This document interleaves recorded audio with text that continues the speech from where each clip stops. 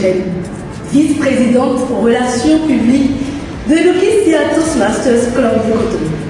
Aujourd'hui, j'ai l'immense plaisir d'accueillir pour le premier épisode de notre concept Trucs et astuces de l'oratoire un distingué Toastmaster pour nous entretenir sur la variété vocale. Il ne s'agit pas de n'importe quel distingué Toastmaster.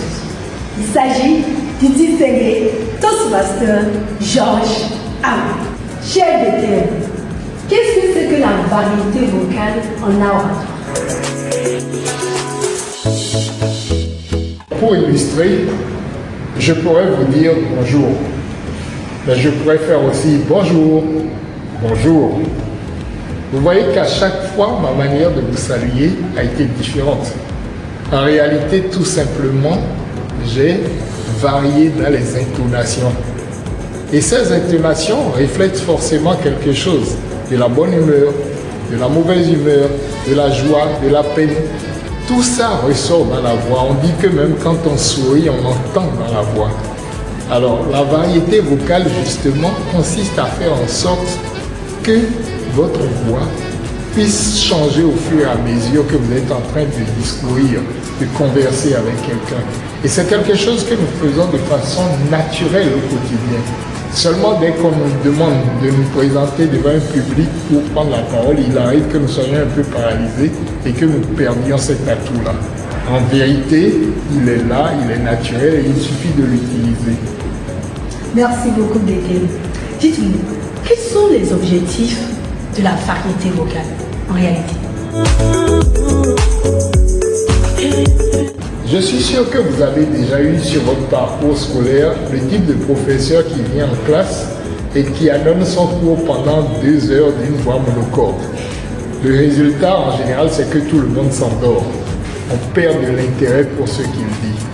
A contrario, vous avez eu des professeurs qui étaient d'un tel dynamisme dans la voix que vous étiez porté à les écouter même si le cours durait 3 heures. Tout simplement parce qu'ils savent utiliser leur voix de façon variée. Ils vont varier sur les intonations, comme on l'a fait tout à l'heure. Ils vont varier sur le débit, mais ils vont varier aussi sur le volume. Si je dois décomposer, l'intonation, c'est les inflexions de voix, la manière dont vous faites varier votre voix en termes d'inflexion. Dans le volume, vous pouvez hausser la voix, parler beaucoup plus fort pour qu'on vous entende, mais vous pouvez la baisser aussi pour parler comme si vous étiez dans l'intimité. Et puis, il y a la vitesse avec laquelle vous prononcez vos phrases. Vous pouvez parler comme une mitraillette. C'est ce qui arrive souvent, par exemple, quand on est en colère. Mais vous pouvez parler de façon tout à fait apaisée aussi, en ralentissant le rythme et même en scandant certains mots.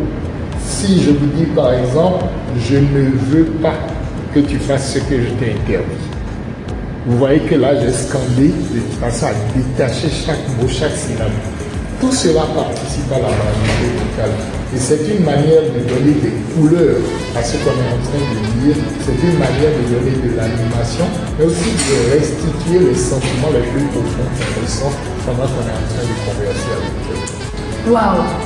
C'était pour conclure cette petite entrevue, pouvez-vous me donner, à moi, Joséphine, quelques techniques pour faire preuve d'une bonne variété vocale pendant que je fais une présentation de l'histoire?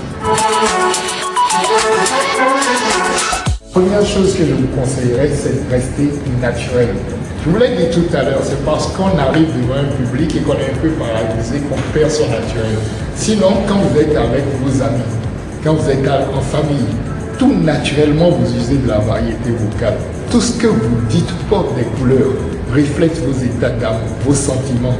Et à chaque fois que vous vous exprimez, aussitôt votre voix prend toutes les inflexions, le débit, le volume, à chaque fois vous le maniez à votre guise.